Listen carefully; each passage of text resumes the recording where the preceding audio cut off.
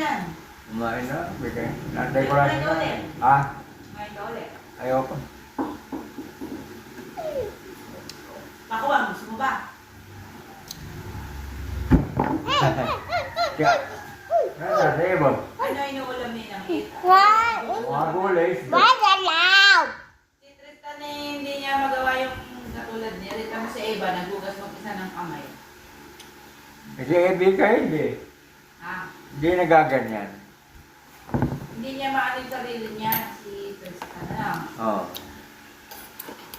Tsaka kung ano, kung saan ano, doon iihi. Kung saan ano.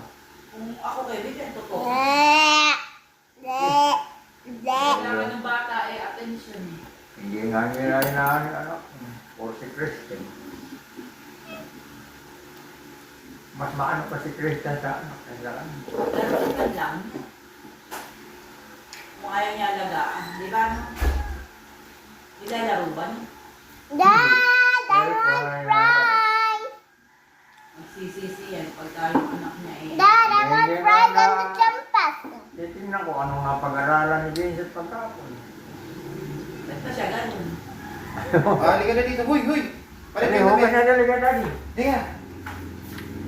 Palit ng damit. Ewan ko, hindi ko na pansin ko lang gano'n.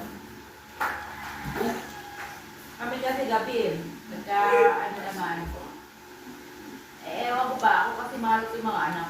Eh kasi siya napansin ko, puro cellphone. Ako ang pagmamahal ko sa anak ko, walang kapantay. Siya parang gago. Sarili. Ano? Laki-laki na ni Tristan eh. Minsan sa bedsheet tumatay. Hindi ko ano dapat yung anak niya, tutukan niya. Eh wala nga, hindi nga. Utalis ko naman eh. Pag kami lang yung nagsasalita niya. Oo, kahit hindi ikaw basta may kalaro, hindi lang siya makwento na... Pumera nga iyan. Na baby ni Jason, lahat na lang yung sinumpong. Nakaawa ko kay Vika minsan. Kaya si Vika naman napipikon.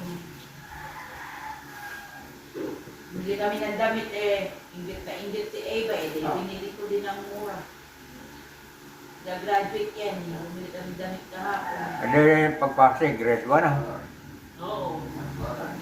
Baka sa Estela Maris na. No. Oo, may maganda malapit. Maganda rin naman doon eh. Eh, kasi nga ano nang iniisip ko, walang pagkadating ng